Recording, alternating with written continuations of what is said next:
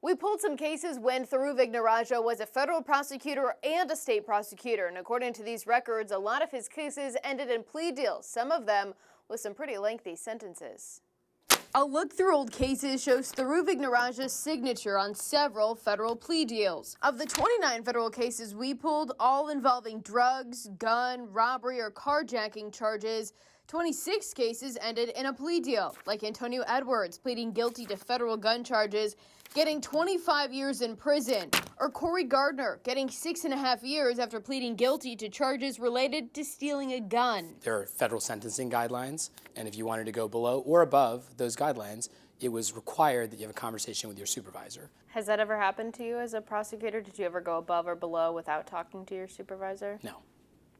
Do you think that's happening now in the state's attorney's office? I mean, we have heard anecdotally that prosecutors don't even have supervisors around. Vignarajah argues using plea deals as a way to get a conviction isn't a problem. Rather, when people get more lenient sentences than otherwise expected. These are plea deals for serious sentences, 5, 10, 15, 20 years in jail. These are not time-served sentences. There's not a single plea deal at the federal or state level where a person got a chance to go home and we just got a conviction for our records. That's not the way justice is done. Vignarajah's prosecution record stretching beyond federal courtrooms. It goes into state courthouses as well. While serving as a state prosecutor, we looked at 11 cases, 9 of them ending with a conviction at trial. Vignarajah says plea deals aren't the problem. It's when repeat offenders get released with little to no time served. They're letting violent criminals go back on the streets with time-served sentences and then pretending it's a win for their own record. We have a problem. Which is what Sean Kennedy from the Maryland Public Policy Institute says could be happening at the city state's attorney's office right now. The state's attorney's office in Baltimore is so broken, it needs to be rebuilt from the ground up.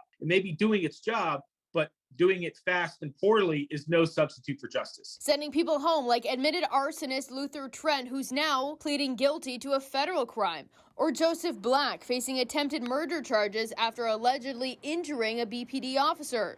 Those two released with almost no accountability from the top prosecutor's office in Baltimore City.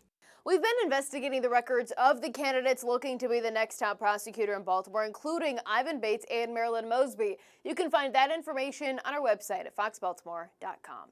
In Baltimore, Mackenzie Frost, Fox 45 News.